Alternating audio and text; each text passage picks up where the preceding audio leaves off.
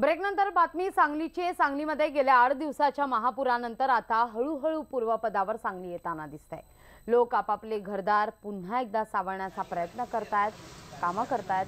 मागील 8 दिवसात ज्या यातना सहन कराव्या लागल्यात त्याबद्दल नागरिकांमध्ये तीव्र संताप आहे। सरकारने तातडीने मदत करावी, ज्या लोकांचं नुकसान झालेलं आहे त्यांना भरपाई त्वरित मिळावी अशी मागणी जोर धरते। बातचीत केली आमचे प्रतिनिधी आसिफ मुरसल यांनी। सांगलीतला महापुराचा विळखा बसलेला आहे। सांगली आता पूरपदावर येत आहे।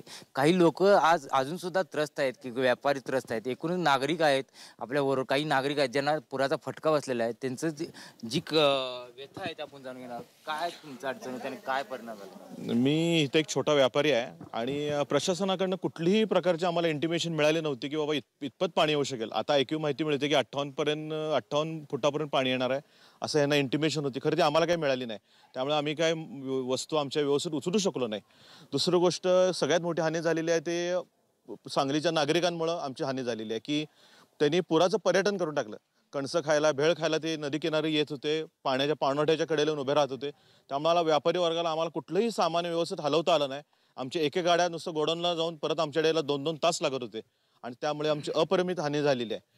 आणि दुसरी गोष्ट कुठल्याही प्रकारची मॅच्युरिटी जी काय प्रशासनामध्ये दिसते ती आहे तर कुठेही दिसत नाही आहे। काय ज्या प्रकारे आम्हाला मदत करायला हवी, स्वच्छता साफसफाई या गोष्टी ह्यांना ह्यांचं कुठलंही आम्हाला सहकार्य नाही आहे। त्यामुळे आम्ही इथनं पुढं लवकर ह्या पुरातून उठू शकू का ह्याची आम्हाला शाश्वती वाटत नाही आहे। आपल्याबरोबर काही महिला आहेत, महिला तुम्हाला कसं सामना करावा लागला, काय परिस्थिती आता? काय आम्हाला सामना करावा लागला म्हणजे आमच्या इथे एक शाळा आहे, त्या शाळेमध्ये 16-17 जण अडकलेले, त्यांच्यापर्यंत कुणी पाणी सुद्धा नाही, अन्न काहीच पोचवलं नाही। आम्ही त्यांना जीव धोक्यात घालून आम्ही त्यांना खायला अन्न पाणी पोचवत होतो। आम्ही जीवाचा आकांतानं ओरडत होतो, लोक नाव वगैरे घेऊन जाते, कुणी आमच्याकडे फिरकलं नाही। कुणी म्हणजे कुणी, अक्षरशः आम्ही रात्रंदिवस रडत होतो।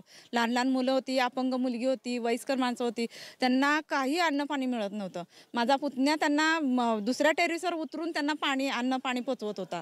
शेवटी आम्ही जीवाच्या आकांतानं ओरडून ह्याची मिलिटरीची लोक येऊन त्यांना बाहेर काढली। खरं तिथल्या लोकांनी आपापल्या पुढारी लोकांनी आपापली माणसं बाहेर काढली, तोंड बघून त्यांनी बाहेर काढलेले। हे सगळं आम्ही बघितलेलं आहे डोळ्यानं। पुढारी जी लोक होती ना त्यांनी आपापली नगरसेवक वगैरे त्यांनी आपली माणसं फक्त बाहेर काढली।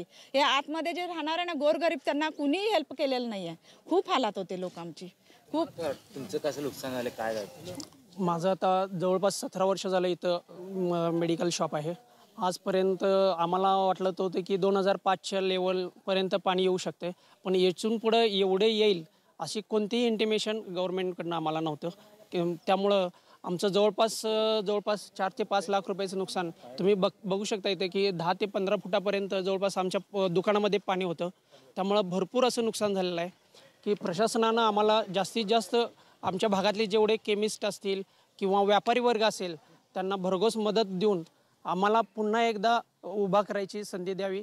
कारण या भागातलं एवढं पूरग्रस्त असून सुद्धा बऱ्यापैकी मदत आमच्यापर्यंत पोहोचत नाही। ज्यांचे विमे आहेत, ज्यांनी म्हणजे बरेचसे लोक असे आहेत की जे अडाणी आहेत, अजून त्यांनी विमा उतरलेला नाही आहे दुकानाचा, त्यांनी विमा कृपया करून इथून पुढं तरी क्षेत्रात की अशी परिस्थिती उद्भवू नये म्हणून विमा उतरून घ्यावा। आपल्या घराचा असू दे, दुकानाचा असू दे, यातून त्यांना फ्युचरमध्ये म्हणजे भविष्यात किंवा आत्ता आपण सांभाळू शकत नाही किंवा भविष्यात तरी आता आपण 8-10 वर्ष असेच मागं जाणार आहोत, आपली आता प्रगती होणार नाही आहे, तरीसुद्धा प्रशासनानं याकडं गांभीर्यानं लक्ष देऊन जरा आपल्याला मदत करावी या दृष्टीनं। तुमचं काय म्हणणं होतं, कशा पद्धतीनं हाताळलं आणि काय झालं? सगळ्यात महत्त्वाचा या ठिकाणी विषय जो आहे तो सगळ्यात प्रशासनाचं मिसमॅनेजमेंट झालं, राज्य शासनाचं मिसमॅनेजमेंट झालं। याचं प्रमुख कारण म्हणजे हे सगळे जनादेश यात्रा ह्या सगळ्या गोष्टीकडे लक्ष देत होते। ज्यावेळेला पूर येत होता त्यावेळेला कोणतीही इंटिमेशन मिळाली नाही। ह्याच्या अगोदर पूर यायचे, छोटे छोटे पूर यायचे, नगरपालिका होती त्यावेळेला देखील आणि महानगरपालिका होती आता अस्तित्वात त्यावेळेला देखील प्रशासनाची गाडी फिरायची, नागरिकांना बाहेर पडा, पूर परिस्थिती हाताबाहेर गेलेली आहे। पण आत्ताच्या सद्यस्थितीला कोणतीही परिस्थिती त्यांनी त्या पद्धतीने हाताळलेली नाही। आता सध्याच्या परिस्थितीला माझं या ठिकाणी 2-3 मजली बिल्डिंग आहे, दुसऱ्या मजल्यावर पाणी गेलं होतं। त्याचबरोबर या ठिकाणी जे बिपिन विजय सुपर मार्केट आहे या ठिकाणी 4-4 दिवस माणसं अडकली होती, काढायचा विनंत्या केल्या, कुणीही त्या ठिकाणी मदत करायला आलेलं नाही. आता सध्याच्या परिस्थितीला आता मला एकच सांगावंसं वाटतं माननीय मुख्यमंत्री साहेबांना की सध्याच्या परिस्थितीला ह्याच्या पाठीमागं ज्या आपण या कॅमेऱ्याच्या पाठीमागं बघतो त्या ठिकाणी दत्तनगर, काकानगर, कृष्णामाई नगर अशी बरीच, संगमेश्वर नगर अशी अत्यंत गरीब हालाकीत राहणारा त्या ठिकाणी नागरिक आहे. त्या ठिकाणी सर्वप्रथम प्रशासनानं जावं, ह्या ठिकाणी स्वच्छता करावी. ज्या ठिकाणी अत्यंत रोगराईची आता इथं दुर्गंधी इतकी वाढते.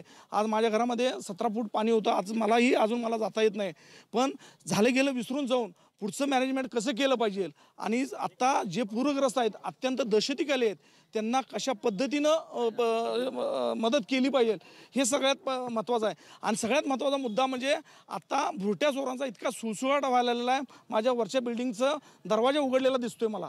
त्या ठिकाणी भुरटे चोर झालेले आहेत.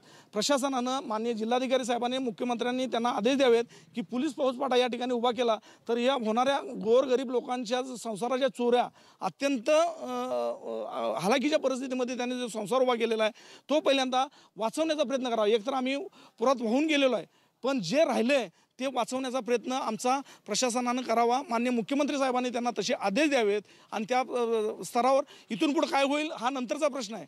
झालं गेलं सगळं विसरून जाऊ दे, पण आम्हाला परत उभारी कशी देता येईल, कसं ते समाज नागरिक कसे विस्थापित झालेले परत येऊन त्यांच्या रोगराईपासून ह्याच्यापासून त्यांची कशी हे करता येईल हे विचार करावा. आणि माननीय मुख्यमंत्री साहेबांना माझा हात जोडून विनंती आहे, एकतर भुरट्या चोरांचा सुळसुळाट थांबवावा आणि दुसरं म्हणजे आरोग्याच्या विषयी त्यांनी प्रयत्न करावा. झालं गेलं हा नंतरचा विषय, कोण काय केलं हा काही कोणत्याही गोष्टीने सांगायचं नाही, एवढीच माझी मुख्यमंत्री साहेबांना विनंती आहे. एकूणच आपण पाहिलं तर जनतेच्या खूप मोठा रोष आहे का, कारण का प्रशासनाकडून पुराची इंटिमेशन देण्यासाठी उशीर झाला होता. आता झालेलं गेलेलं विसरून जावं, पण जे काही आता उद्भवणारी ज्या समस्या आहेत, चोरी असेल, रोगराई असेल, मदत पुरवठा असेल, हे लवकरात लवकर द्यावं असं नागरिकांची मागणी होत आहे. व्हिडिओ जर्नलिस्ट योगेशसह आसिफ मुरसल, न्यूज 18 लोकमत, सांगली. मनमाडसह मालेगाव, येवला, चांदवड, सटाणा, नांदगाव या ठिकाणी ईद उल अझा अर्थात बकरी ईद परंपरेनुसार आज साजरी करण्यात आली आहे. पश्चिम महाराष्ट्रात आलेल्या महापुरामुळे सर्वत्र साध्या पद्धतीने ईद साजरी केली जाते आणि यावेळी मात्र ईदगाह मैदानासह विविध मशिदीमध्ये ईद निमित्तानं सामूहिक नमाज अदा करण्यात आलेली आहे. नैसर्गिक आपत्तीत सापडलेल्या नागरिकांप्रती यावेळी कृतज्ञता सुद्धा व्यक्त करण्यात आली.